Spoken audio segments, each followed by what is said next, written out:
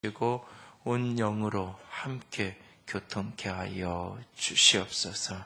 주의 성령께 온전히 위탁하여 드리오며 우리 주님 예수님 이름으로 기도드렸습니다. 아멘.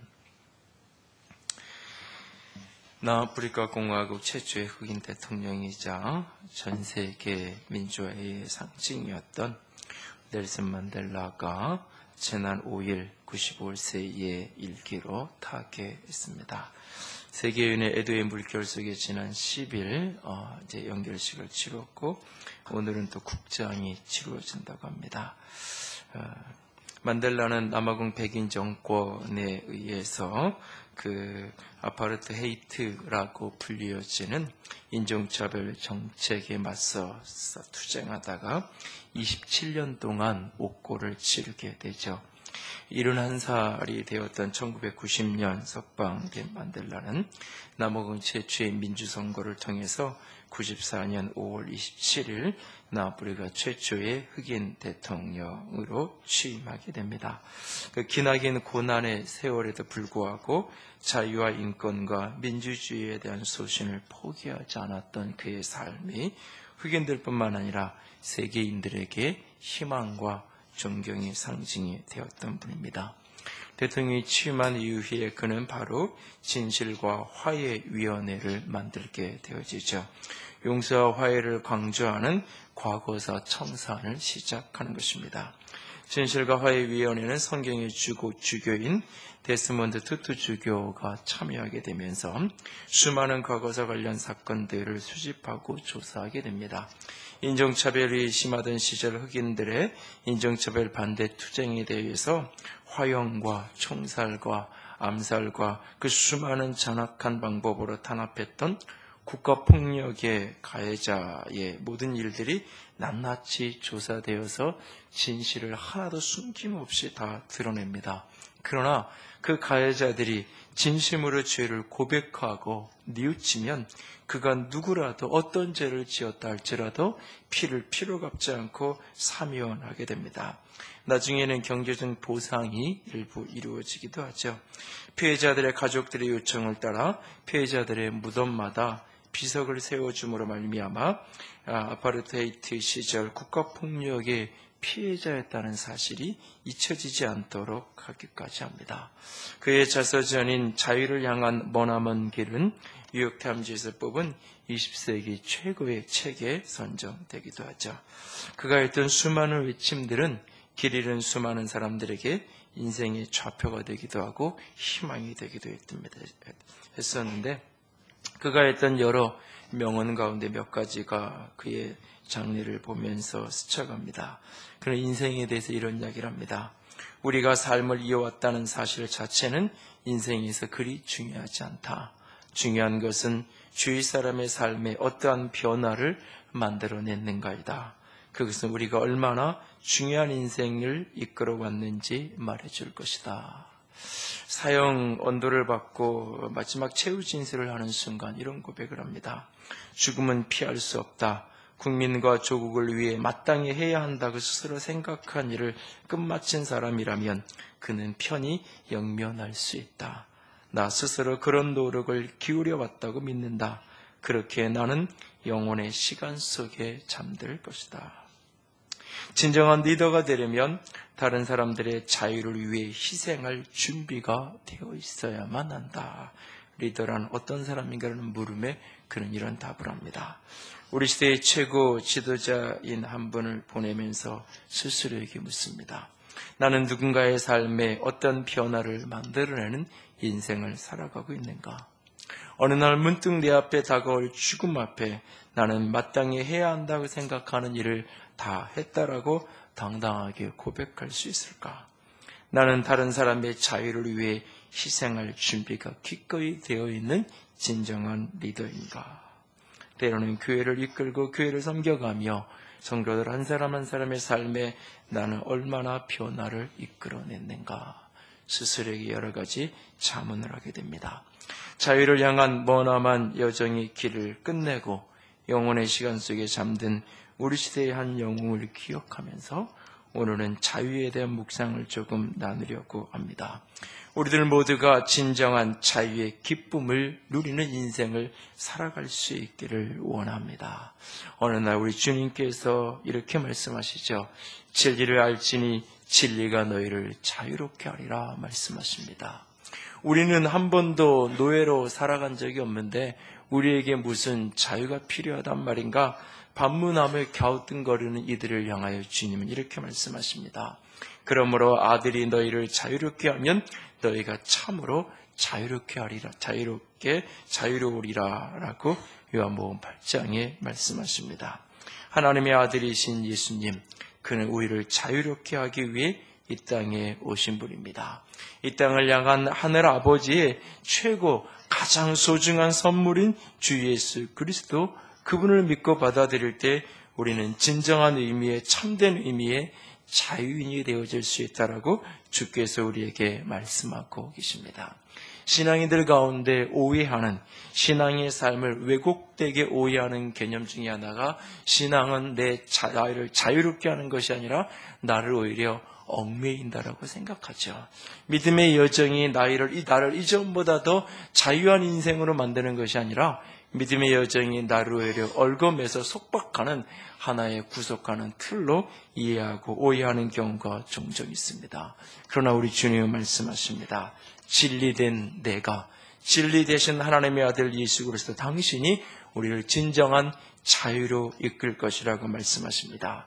정치적인, 사회적인 자유 그 이상의 참된 자유, 참된 영적의 자유를 주님 안에서 맛보는 저와 여러분이 될 수 있기를 원합니다. 오늘은 이 시편 23편의 고백 속에서 진정한 자유자의 고백을 만납니다. 여호와는 나의 목자시니 내게 부족함이 없으리로다라는 고백으로 시작되어지는 이 시인의 고백 속에서 참된 자유의 고백, 참된 자유로 살아가는 영적인 자유, 삶의 자유로 살아가는 한 영혼의, 한 신앙의 선배의 아름다운 고백을 만납니다. 오늘 이 시인의 고백 속에서 우리에게 자유란 무엇인지 좀 더 생각하기를 원합니다. 오늘 이 시인의 고백 속에서 자유를 향한 우리의 간절한 소망이, 기도가 다시 일어날 수 있기를 원합니다. 주여 나를 자유롭게 하여 주시옵소서. 주여 나로 자유하게 하소서. 그렇게 주 앞에 호소하며 오늘 시인의 고백에서 이 고백처럼 참된 자유의 고백으로, 참된 자유자로 주님 앞에 인생 속에 설 수 있는 우리 모두가 되어질 수 있기를 원합니다. 첫 번째로 우리는 이렇게 기도하기 원합니다. 주여 나로 욕심으로부터 자유하게 하소서. 그렇게 기도하며 나아갈 수 있기를 원합니다. 모든 사람의 가슴을 뛰게 하는 욕망은 건강한 삶의 특징입니다. 우리의 내면의 품은, 아름다운 욕망은 우리의 삶을 더욱 아름답게 하고 기쁘게 하는 통로입니다. 욕망은 삶의 에너지입니다. 욕망은 인간에게 주어진 하나님의 최고의 선물이요 축복입니다. 삶에서 더 이상 어떤 욕망도 일어나지 않는다면 그는 이미 살았으나 죽은 사람일 것입니다. 살아있음의 특징이 욕망이요, 삶의 축복이 욕망입니다. 이것을 우리는 조금 더 이렇게 욕망이라는 표현의 부정적인 이미지 때문에 이것을 갈망, 소원, 열망, 열정 이런 식의 표현으로 조금 바꾸어서 표현하지만 우리의 가슴 속에 두어진 하나님이 주신 최고의 선물, 축복 가운데 하나는 우리의 내면에 일어나는 욕망, 소원, 갈망입니다. 그러나 이것이 한계를 모르는 이기적인 욕망으로 발전할 때 그것을 우리는 욕심이라고 말하죠. 그리고 그 욕심은 죄를 만들고 죄는 우리를 속박하는 것을 보게 되어집니다. 그러므로 욕심으로부터 자유하지 않고 그 누구도 죄의 속박으로부터 자유케 될 수 없는 것입니다. 요한복음 8장 34절에 우리 주님은 이런 말씀을 하십니다. 같이 읽을까요? 예수께서 대답하시되 진실로 진실로 너에게 이르노니 죄를 범하는 자마다 죄의 종이라. 죄를 범하는 자마다 죄의 노예다, 죄의 속박된다. 야고보서 1장 14절 15절 읽습니다. 오직 각 사람이 시험을 받는 것은 자기 욕심에 끌려 미혹됨이니 욕심이 잉태한 즉 죄를 낳고 죄가 장성한 즉 사망을 낳느니라. 결국 욕심이 죄를 만들어내고 그 죄가 결국 죽음으로 우리를 속박한다라고 말씀하고 계십니다.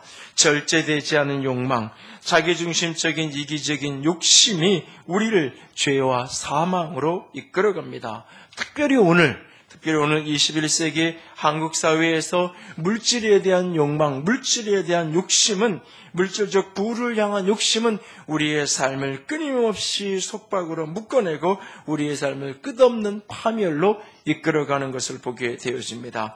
디모데전서 5장 9절은 우리에게 이렇게 말씀합니다. 같이 읽을까요? 부하려 하는 자들은 시험과 올무와 여러 가지 어리석고 해로운 욕심에 떨어지나니 곧 사람으로 파멸과 멸망에 빠지게 하는 것이라. 아멘. 저는 현대인들이 사랑해야 될 가장 성경의 중요한 구절 중에 하나가 이 말씀이 아닌가 하는 생각을 합니다.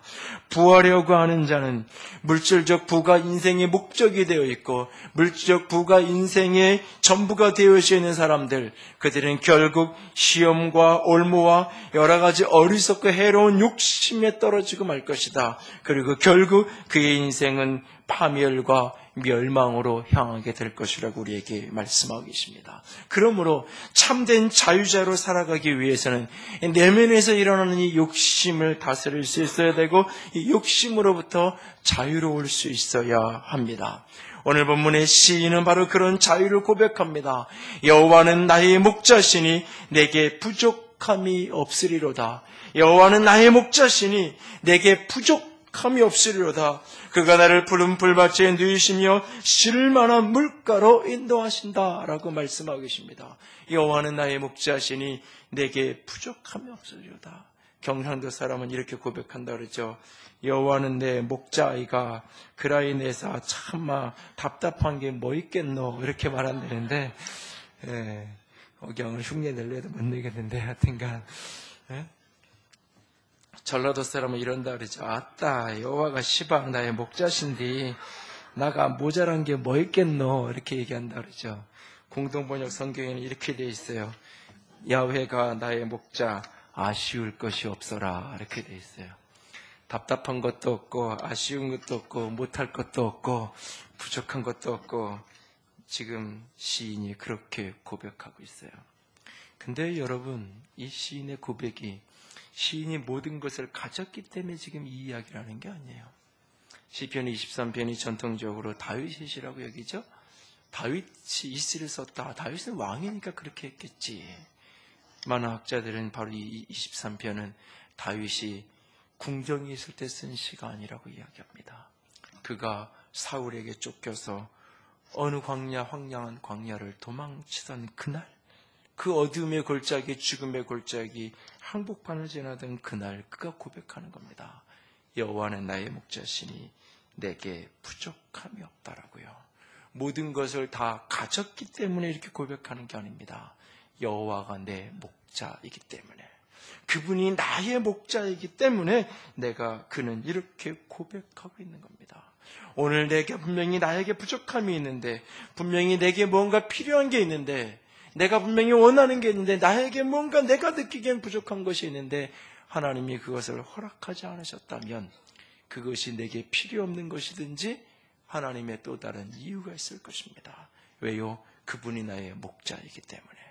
그것이 정말 내게 필요한 것이라면 하나님은 반드시 하나님의 때에 하나님의 방법으로 우리 가운데 허락하여 주실 것입니다. 그분이 내 목자이기에 내가 어떤 상황 속에서도 나는 부족하지 않고 만족하다라고 고백하는 것입니다. 아프리카의 원숭이들을 잡을 때 쓰는 방법이 그렇다 그러죠. 나무 사이에 이 구멍을 만들어 그 속에 원숭이들이 좋아하는 토토나 이런 것들을 넣어놓고는 결국은 이 손을 펼칠 때는 손이 들어가는데 한 움큼 먹을 것을 쥐고는 손이 빠지지 않게끔. 그래서 원숭이는 상처 하나 안 내고 그대로 생포해서 잡을 수 있는 방법이래요. 그 쥔 손을 놓으면 자유롭게 도망갈 수 있는데 그 움켜쥔 것을 놓지 못하니까 결국은 잡혀가지고 그렇게 끌려가게 되는 비극적인 모습처럼 인생 속에 진정 자유를 원하시나요? 진정 행복을 원하시나요? 욕심으로부터 자유케 되는 축복이 있기를 원합니다. 내게 부족한 그곳에 초점을 맞춘 자가 아니라 나의 목자 되신 여호와 하나님, 그분을 오늘도 붙들 수 있기를 원합니다. 모 방송인에게 어떤 분이 이렇게 질문을 합니다. 요즘 행복한가요? 예, 행복합니다. 얼마나 행복한가요? 예, 저는 그것을 점수를 준다면 얼마나 줄 수 있겠어요? 예, 99점이요. 어떻게 당신은 그렇게 행복할 수 있나요? 감사해요. 모든 것이 감사해요. 회사 사람도 감사하고 당신도 감사하고 모든 것에 대해서, 모든 사람에 대해서 감사할 수 있어 저는 행복해요. 아마 한 3년 전쯤에 저에게 이런 질문을 했다면 저는 그때 한 50점 정도의 점수를 주었을 거예요. 그때는 내가 해야 될 일들, 이루어야 할 것들, 내 앞에 있는 수많은 것들로 인한 스트레스 속에, 그 부담 속에 제대로 밤잠을 잘 수 없는 삶을 살았어요. 많은 것을 그때보다 다르게 더 많은 것을 이루었기 때문에 지금 내가 감사하며 지금 내가 행복할 수 있는 것이 아니라 이전에 감사할 수 없었던 것이, 이전에 감사하지 않았던 것들이 내 눈에 하나씩 하나씩 보여지고 느껴지기 시작하면서 모든 것이 감사해요. 그래서 저는 행복해요 라고 고백합니다. 그렇습니다. 여호와 하나님을 나의 목자 되심을 믿고 어떤 환경과 형편 속에서도 먼저 감사하는 사람, 그는 욕심으로부터 자유로울 수 있을 것입니다. 목자를 향한 신앙이 우리를 욕심으로부터 자유케 할 것입니다.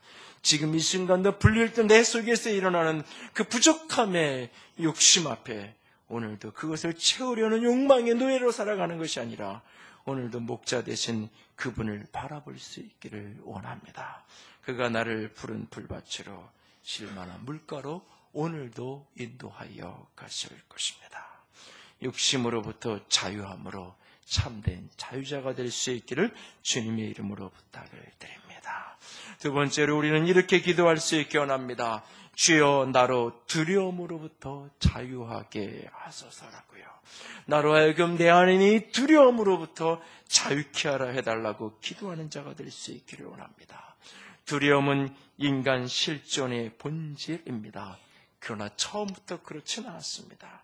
두려움이라는 말은 결국 죄의 결과로 인간에게 드리워진 것입니다. 창세기 3장에 아담이 범죄한 후에 하나님을 향하여 하는 반응 속에 처음으로 두려움이라는 단어가 등장합니다. 창세기 3장 9절과 10절 같이 읽습니다.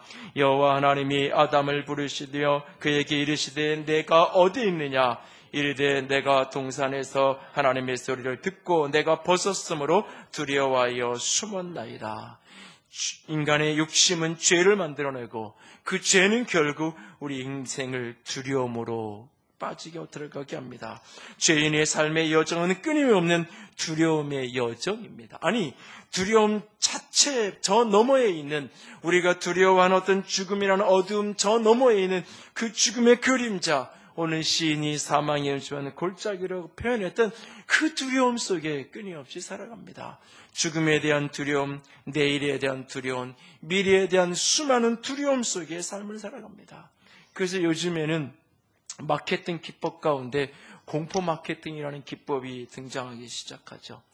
과거에는 이 두려움을 매개로 한 그런 산업 가운데 대표적인 산업이 보호업, 생명보험, 화재보험, 자동차, 다 이렇게 인간의 두려움을 근거로 한 그런 어떤 사업이었는데, 이런 어떤 특정 분야에만 나타나는 것이 아니라 모든 마케팅 영역 속에 이 두려움을 자극하는 공포 마케팅이 일반화되기 시작합니다. 대표적으로 커피도 카제인 나트륨을 먹으면, 이 들어간 커피를 먹으면 큰일 나는 것처럼 벌써 한 50년째 카페 카제인 나트륨을 들어있는 그 다방 커피를 여전히 즐기고 계신 분이 계신데, 그걸 몇 잔 먹으면 이 몸에 큰일이 나는 것처럼 요즘엔 또 이제 카제인 나트륨이 조금 이렇게 쑥그러드니까 인산염인가 그게 안 들어간 이제, 그러니까 이런 식의 광고가 커피만 있는 것이 아니라 많은 마케팅 속에 이것이 그대로 들어있어요. 현대인들이 많은 것을 가졌고 이전보다 훨씬 더 안전해졌고 이전보다 훨씬 더 장수하고 이전보다 더 사실은 보호받는 환경 속에 살아감에도 불구하고 이 내면에 대한 죽음에 대한 두려움, 내면 속에 느끼는 삶에 대한 두려움, 미래에 대한 불안감, 이런 것들은 훨씬 더 커져가고 있다는 것을 반증하는 모습이죠. 존 버년의 철로 역정을 보면 순례자 크리스찬이 사망의 음침한 골짜기를 지나는 장면이 나옵니다. 그 어두움의 흑암의 깊은 골짜기 속에서 어두움의 공격을 받고 기진맥진하여 쓰러져 있습니다. 쓰러진 그 순간 어디에선가 노랫소리가 들려오기 시작합니다. 그 노랫소리가 바로 시편 23편입니다. 내가 사망의 음침한 골짜기로 다닐지라도 해를 두려워하지 않을 것은 주께서 나와 함께 하시니라. 주의 지팡이와 막대기가 나를 안위하시나이다.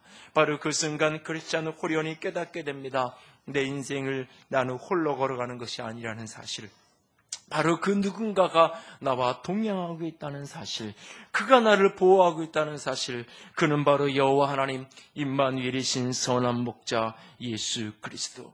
그분이 한 손에는 지팡이를 들고 순례자의 여정길을 인도하며 그가 어느 곳에선가 넘어지고 쓰러질 때마다 그를 일으켜 세워주시고, 한 손에는 막대기를 들고, 막대기라고 번역이 되어 있지만 원문을 더 직역하면 몽둥이에요.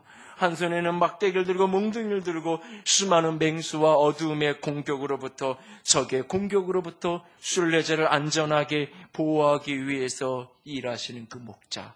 한 손에는 지팡이를 들고 한 손에는 막대기를 들고 그렇게 당신의 양을 보호하고 지키려는 그 목자를 바라보면서 그 순례자는 두려움으로부터 일어납니다. 다시 자유함으로 일어나서 자신이 가야 할 순례자의 여정길을 다시 힘을 내어 걸어가는 모습을 보게 됩니다. 두려움에 대한 해결책은 더 안전한 곳을 찾아가는 것이 아닙니다. 두려움에 대한 해결책은 더 담벼락을 높이 쌓아 올리는 것이 아닙니다. 두려움에 대한 해결책은 은행 잔고가 더 많이 늘어나는 것이 아닙니다. 두려움에 대한 해결책은 나와 함께 하시는 주의 임재를 맛보는 것입니다.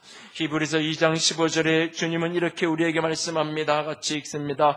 또 죽기를 무서워함이로 한평생 매여 종노릇하는 모든 자들을 놓아주려 하심이니, 또 죽기를 무서워하여 한평생 종노릇하는 그 매여 사는 사람들을 놓아주기 위해서, 앞에 자꾸 깜빡거린다. 죽기를 무서워해서 죽음에 대한 공포 속에, 두려움 속에 묶여 살아가는 이들을 놓아 자유케 하기 위해 주님이 이 땅 가운데 오셨다라고 말씀하고 계십니다. 시편 118편 6절도 다 같이 읽습니다. 여호와는 내 편이시라 내가 두려워하지 아니하리니 사람이 내게 어찌할까. 여호와는 내 편이시라 나는 내가 두려워하지 아니하리니 사람이 내게 어찌할까라고 우리에게 말씀하고 계십니다. 두려움에서 벗어나지 못하면 우리는 진정 자유할 수 없습니다. 이 두려움에서 벗어날 수 있는 길은 그 무엇이 아니라 오직 여호와 하나님의 임재임을 오늘도 기억할 수 있기를 원합니다. 한 형제가 자신의 페이스북에 남긴 짧은 글입니다. 부르게 성장통인지 방향을 잃었다. 왜 열심히 살아야 하는지, 내가 이루고자 하는 게 뭔지 전혀 꿈이 없었던 것처럼 캄캄하다.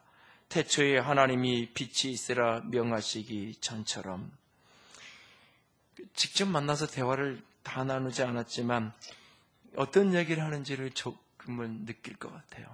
이 시기를 누군가는 오춘기라고 얘기했어요. 사춘기의 방황을 마친 날부터 인생의 성공과 꿈과 희망을 향해서 열정적으로 삶을 살아갑니다. 그렇게 20대를 보내고 30대를 보냅니다. 이렇게 내가 열정적으로 삶을 살아가면 내가 무엇인가가 되어 있을 것이고 내가 무엇인가를 이룰 것이라고 생각하고 인생을 살아갑니다. 그런데 어느덧 부르게 40대가 됩니다. 그런데 여전히 이룬 것도 없고 된 것도 없는 현실 앞에서 사춘기와는 또 다른 방황을 직면하게 되어집니다. 그 방황의 뿌리는 두려움입니다. 내 삶이 이대로 이렇게 지나가 버리는 것은 아닐까. 내 삶이 지금 이 모습처럼 무엇인가를 이룬 것도 없이 된 것도 없이 그렇게 또 한 시즌이 지나가 버리는 것은 아닌가. 그냥 그렇게 20대, 30대를 꿈을 향해서, 목표를 향해서, 취업을 향해서, 더 높은 자리를 위해서 열심히 뛰어오듯이 그렇게 그냥 또 달리면 되는 건가? 어느 날 문득 내 인생을 멈춰서 되돌아본 날 아무것도 이룬 것도 없고 된 것이 없는 그 허망함 속에 서 있게 되는 것은 아닐까? 내 인생 이대로 이렇게 살아도 되는 것일까? 그 속에서 방황을 합니다. 그러면서 무엇인가 새로운 삶을 찾아서 새로운 삶의 열망을 향하여 도전합니다. 그러나 여러분, 그 뿌리가 두려움으로부터 시작된 것이기에 대부분의 그 도전은 허무한 결과로 귀착되어질 뿐입니다. 많은 남자들이 30대 후반 40대 초에 사업을 시작하는데 그 밑바닥에 제대로 준비되어진 여정에 발을 떼는 것이 아니라 인생에 대한 두려움과 불안감 속에 무언가 이대로 있어서는 안 되겠다, 내 스스로 뭔가를 해봐야 되겠다라고 길을 내딛지만 그 뿌리가 두려움으로부터 시작되었기에 많은 경우 제대로 된 방향을 잡지 못하고 어리석은 결과로 귀착되어지는 경우를 보게 됩니다. 여러분 안에 이런 두려움이 혹시 없나요? 아니, 또 다른 내일에 대한 어떤 불안함과 두려움이 내 안에 밀려들고 있지 않나요? 바로 그 두려움이 나로 무엇인가를 선택하게 하지 마십시오. 바로 그 두려움의 순간 살아계신 그분을 바라볼 수 있기를 원합니다. 인생의 선한 목자 되신 그분을 바라볼 수 있기를 원합니다. 한 손에 지팡이를, 한 손에 막대기를 들고 나를 인도하시는 그분을 바라볼 수 있기를 원합니다. 주님의 임재에 붙들리기를 소원할 수 있기를 원합니다. 그래서 그의 이끄심 속에 두려움이 내 인생을 이끌어가는 것이 아니라 주님의 이끄심이 주님의 손길 속에서, 그래서 무엇인가 새로운 차원의 도전과 열망을 향하여 위험을 감수하고 도전하는 그날도 두려움이 아닌 평안 가운데 주의 이끄심 속에 도전하며 걸어갈 수 있는 저와 여러분의 인생길이 될 수 있기를 원합니다. 욕심으로부터 두려움으로부터 자유하기를 기도하십시오. 욕심과 두려움으로부터 자유케 된 사람만이 진정 자유자로 살아갈 것입니다. 그리고 세 번째로 이렇게 기도하십시오. 주여 나로 상처로부터 자유하게 하소서. 주여 나로 상처로부터, 상처의 감옥으로부터 자유케 하여 주시옵소서. 욕심은 죄는 두려움을, 그리고 그 두려움은 우리를 상처의 감옥에 가두어 두는 것을 보게 되어집니다. 인간관계 왜곡으로부터 시작되어진 수많은 삶의 상처는 우리를 어두움의 구렁텅이로 빠뜨리게 합니다. 하나님이 내게 주신 저 여자 때문에 내가 이렇게 됐잖아요 라고 하는 그 여자에 대한 그 상처, 부정적인 기억, 하나님에 대한 부정적인 기억, 하나님이 내게 소중한 축복으로 주신 줄 알았는데 하나님의 가장 좋은 선물로 주신 저 여자 때문에 내가 이렇게 죄를 지었잖아요. 타락한 인간이 처음 했던 하나님을 향한 고백입니다. 다른 사람을 향한, 타인을 향한, 사랑하는 가족을 향한 비난과 정죄입니다. 하나님을 향한 책임 전가입니다. 이것이 상처의 뿌리입니다. 상처받은 인생은 끊임없이 다른 사람에게 책임을 전가합니다.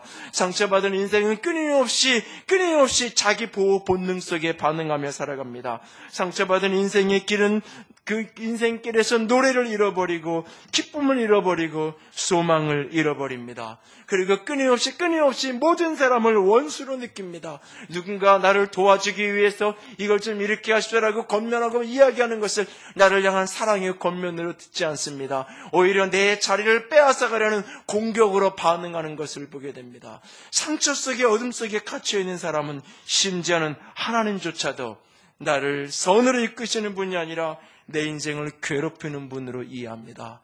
왜 예배를 나오나요? 왜 교회 생활을 하나요? 하나님이 나를 자꾸 괴롭히니까 예배라도 나가서 일주일에 한 번이라도 찬양이라도 한 번 드리고 헌금이라도 좀 드리고 와야 하나님이 나를 괴롭히지 않을 테니까.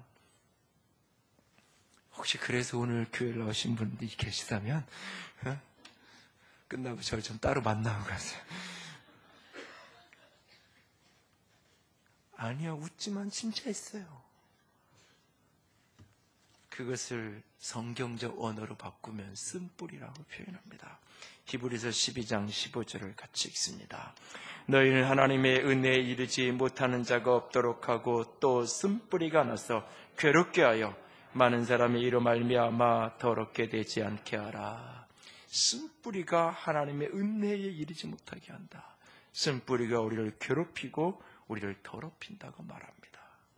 여러분, 넬슨 만델라가 자유를 향한 그 머나먼 여정, 그의 여정이 아름다운 이유는 그가 남아프리카 땅의 정치적, 사회적 자유를 가져왔기 때문이 아니에요. 그것이 전부라면 그는 세계인의 존경받고 그의 죽음 앞에 세계인이 눈물을 흘리는 그런 지도자가 될 수 없었어요. 그는 그 땅의 정치적, 사회적 자유를 가져왔을 뿐만 아니라 상처로부터, 분노로부터, 원망으로부터 자유로운 땅을 만들어냈기 때문이에요. 투투주기와 더불어서 그는 진실과 화해위원회를 통해서 가해자와 피해자가 공개되어진 정직한 진실 앞에 가해자가 용서를 구하고 화해자가, 그 피해자가 그들을 용서하고 끌어안는 진정한 용서와 화해의 땅을 만들어냈기 때문에 분노가, 그 상처로 말미암은 분노가 또 다른 어두움의 감옥을 만들어내지 않았어요. 상처를 말미암은 분노의 감옥에 감치고 또 다른 보복과 피 흘림의 왜곡을 만들어내는 것을 끊어내었기 때문에 그의 자유에 대한 여정이 수많은 세계인들로 하여금 그를 존경하게 만들었던 거예요. 언젠가 개봉되었던 영화 인빅덕스에 보면 만델라의 여정에 대해서 물론 여러 부분이 이렇게 소설적으로 각색된 부분도 있지만 실화를 근거로 한 그 내용 속에 많은 생각을 하게 만들어요. 모건 프리먼이 연기했던 대통령 넬슨 만델라의 모습은 참으로 인상적입니다. 남아프리카 땅에 그 아프리카너라고 불리어지는 아프리카 백인, 그러니까 1652년 남아프리카로 이주하기 시작해서 350년 동안 남아프리카 땅을 지배하던 남아프리카 땅 전체 인구 가운데 15%에 해당하는 아프리카 백인, 그때 그곳에서 태어나서 그곳에서 자란 아프리카 백인들, 그들이 가장 즐겨하는 운동이 럭비예요. 그리고 남아프리카 흑인들이 가장 즐겨하는 운동이 축구고, 그래서 이 350년 동안 자신들을 지배하고 자신들을 정복하고 다스렸던 이 흑백 차별법으로 수많은, 심지어는 교회조차도 흑인들은 함의 자손들이고, 그러므로 교회조차도 백인들이 흑인들을 차별하는 것은 성경적이고 신앙적이고 그것은 하나님께 대한 순종이라고 가르치던 그 땅에서 그렇게 사람들을 지배하며 살아가던 그들, 그런데 그 아프리카너들이 즐겨하는 이 럭비 경기의 대표적인 팀이 스프링북스라는 팀이 있어요. 어느 날 이 만델라가 대통령이 돼서 경기를 보는데 자국 팀인 스프링북스와 영국 팀이 경기를 하는데 수많은 흑인들이 다 영국 팀을 응원하는 이 모순적인, 자기 나라와 다른 나라가 경기를 하는데 자기 나라 팀을 응원하는 것이 아니라 영국 팀을 응원하는 이 희귀한 장면을 보면서 그는 고민에 빠집니다. 이걸 어떻게 해결할 수 있을까? 그 아프리카 백인들에 의해서 고통받은 수많은 세월이 한 나라에 살지만, 한 나라 사람이지만 그 팀을 지지할 수 없는 거죠. 그 팀을 응원할 수 없는 이 모순과 같은 현실 속에 그가 이 문제를 어떻게 풀어갈까 고민을 합니다. 만델라는 스프링스 팀의 주장인 프랑스와 피나르를 프레토리아인 대통령 궁으로 초청을 합니다. 95년 럭비 월드컵의 1년 전에 그를 초청해서 월드컵에서 꼭 우승해달라고 부탁을 하면서 친분을 쌓기 시작합니다. 이에 대한 답례로 스프링북스 팀은 흑인 거주 지역에 찾아가서 어린이들에게 럭비고 볼을 나눠주면서 교제를 하기 시작합니다. 만델라는 스프링북스 팀이 연습하는 곳에 찾아가서 백인 선수들 한 사람 한 사람을 붙들고 일일이 악수를 합니다. 그들은 만델라에게 자신들의 선수복과 모자를 선물을 합니다. 만델라는 녹색으로 상징되는 스프링북스 팀의 선수복과 모자를 쓰고 군중들 앞에 나아가 스프링북스 팀을 응원해달라고 부탁을 합니다. 역사의 과정 속에서 어떻게 아프리카너 백인들에 의해서 그 땅의 흑인들이 고통받았는지를 너무나 잘 아는, 아니 그 짓밟힘의 당사자였던 그가 오늘 그들을 응원하자고, 그들도 함께 이 나라의 백성이고 이 나라에 함께 살아가는 국민이라고 사람들에게 호소하며 스프링북스 팀을 응원할 것을 백성들에게 부탁을 합니다. 스프링북스 팀은 만델라를 위해서 우승을 선사하고 싶다는 열정으로 1년 동안 열심히 연습을 하고 자신의 모든 것을 들여서 그라운드에서 그들이 뛰기 시작합니다. 최약체로 분류되던 그들이 프랑스를 이기고 영국을 이기고 호주 팀을 차례로 이깁니다. 역대 최고의 전력을 자랑하는 뉴질랜드 팀과 결승전이 열리던 그날, 그 350년 동안 그 총칼을 들이밀며 짐승같이 취급받은 그들을 향한 분노와 원한이 그 경기장에서 함께 눈 녹듯이 녹아져 내리기 시작하면서 그 흑인들이 자국팀 아프리카노로 구성되어진 그들을 응원하기 시작합니다.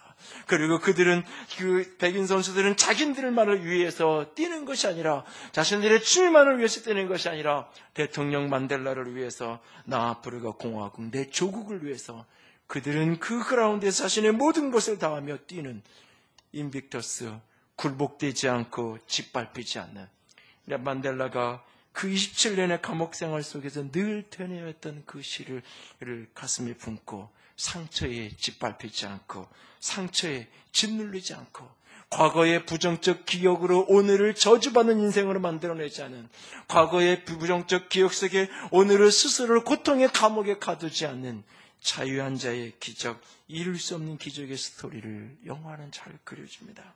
만델라의 죽음 앞에 미국의 한 폭스신문 기자는 오래전 자신이 보았던 만델라에 대한 아련한 추억의 책장 하나를 끄집어내며 이런 칼럼을 써내려갑니다. 만델라가 석방된 후 그가 백인들과 쉽게 소통하고 남아프리카 공화국 국민과 외국인 구분 없이 그의 집을 자유롭게 드나들 수 있었다는 사실은 내게 매우 신선한 충격이었다. 잊을 수 없는 기억은 만델라가 심지어 자신이 수감되어 있던 감옥의 백인 간수들과 보시되어 함께 이야기하는 모습을 본 것이었다.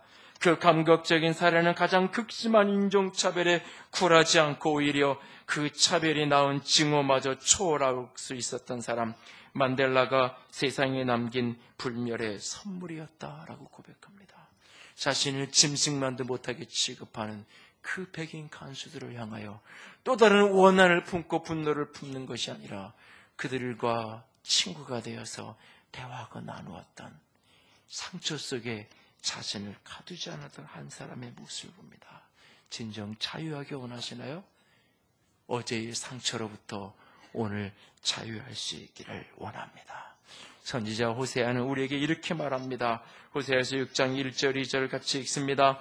오라 우리가 여호와께로 돌아가자. 여호와께서 우리를 찢으셨으나 도로 낫게 하실 것이요 우리를 치셨으나 짜매어 주실 것이요 여호와께서 이틀 후에 우리를 살리시며 셋째 날에 우리를 일으키시니 우리가 그의 앞에 살리라. 시편 147편의 시인은 이렇게 말합니다. 상심한 자를 고치시며 그들의 상처를 싸매시는도다 라고 말합니다. 철로 역정의 순례자 크리스찬은 절망의 거인을 만나 의심의 감옥에 갇히게 됩니다. 그때 절망의 거인의 아내가 다가와 이제 당신은 아무도 믿을 수 없다고 이야기합니다. 이 고통에서 당신이 벗어날 수 있는 최선의 방법은 스스로 목숨을 끊는 것이라고 이야기합니다. 이것이 어쩌면 상처난 인생들을 향해서 그 상처를 이용해서 원수 마귀가 속삭이는 속삭임이요 그들의 처방일 것입니다. 그러나 순례자 크리스찬은 바로 그 순간 그의 말을 듣지 아니하고 두루마리에 기록되어진 하나님의 말씀을 읽어가기 시작합니다. 그리고 그 두루마리의 성경 속에서 그는 약속의 열쇠를 발견합니다. 의심의 감옥에서 소망과 함께 그는 벗어납니다. 그리고는 머지않아 기쁨의 산 언덕에 이르게 됩니다. 거기에서 크리스찬은 신선한 열매를 먹으며 목욕을 하며 쉼을 누리며 온전한 회복을 경험합니다. 바로 그때 순례자의 찬양, 그 순례자의 노래가 시편 23편 5절의 고백입니다. 주께서 내 원수의 목전에서 내게 상을 차려주시고 기름으로 내 머리에 부으셨으니 내 잔이 넘치나이다 고백합니다. 팔레스타인 지방에서 양을 치는 목자들이 제일 싫어하는 곤충이 있는데 코파리떼라고 말합니다. 코파리는 양의 코 속에 들어가 속을 뒤집어 놓으며 고통스럽게 합니다. 그럴 때 해답은 하나밖에 없다고 합니다. 평평한 바위 위에 양들을 뉘어놓고는 그 코에 올리브 기름을 부어넣는 것입니다. 그러면 그 기름이 코파리를 죽이고 모든 고통으로부터 양을 보호한다라고 말합니다. 오늘 코파리떼의 공격처럼 수많은 세상의 공격 속에 상처나고 그 상처로 인하여 잠 못 이루는 분들이 오늘 우리 가운데 계신가요?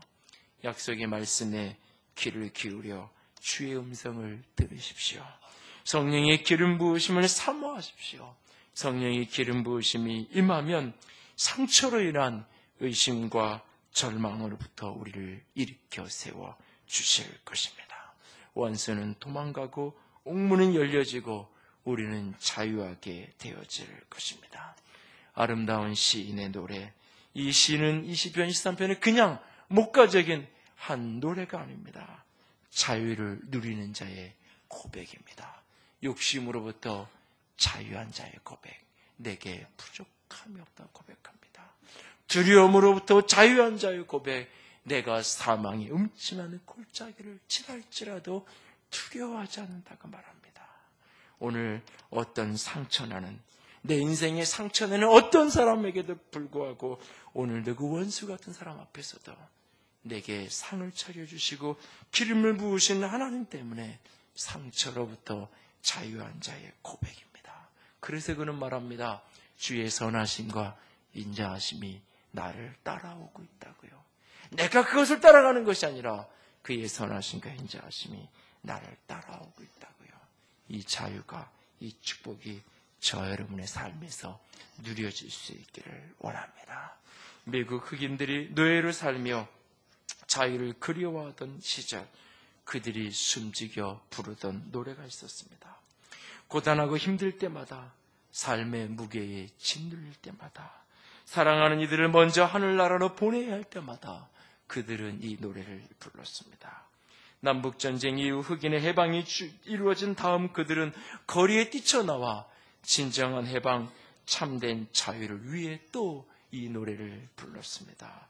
오 자유, 오 자유, 나는 자유하리라. 비록 얽매였으나 나는 이제 돌아가리라. 자유 주시는 내 주님께 우리 같이 찬양하며 고백하며 나아가기 원합니다.